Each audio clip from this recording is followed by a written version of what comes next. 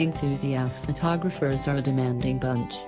They want to be able to shoot all sorts of subjects in a wide variety of situations and get top-notch results.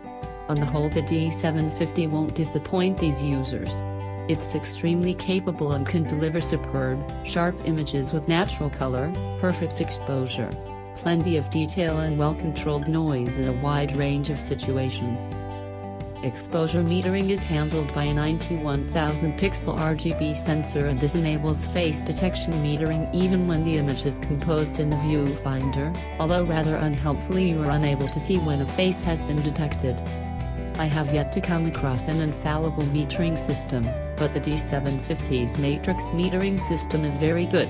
During my testing, it managed to deliver perfectly exposed results even when shooting some very bright subjects like yellow backlit leaves.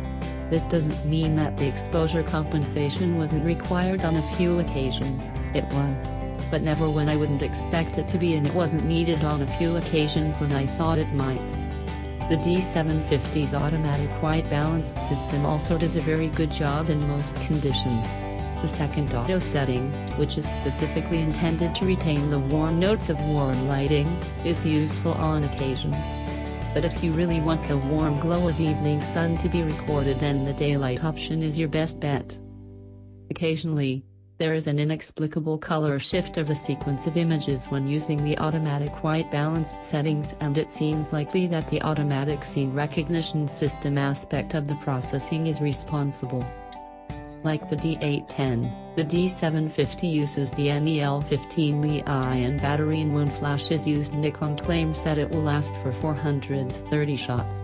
Without flash, this extends to up 1230 shots. Nikon has also introduced the NBD16 battery pack to complement the D750 for longer shoots.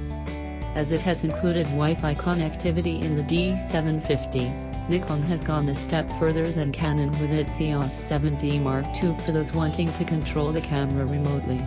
However, Nikon's free wireless mobile utility (WMU) app only offers very limited control over the camera.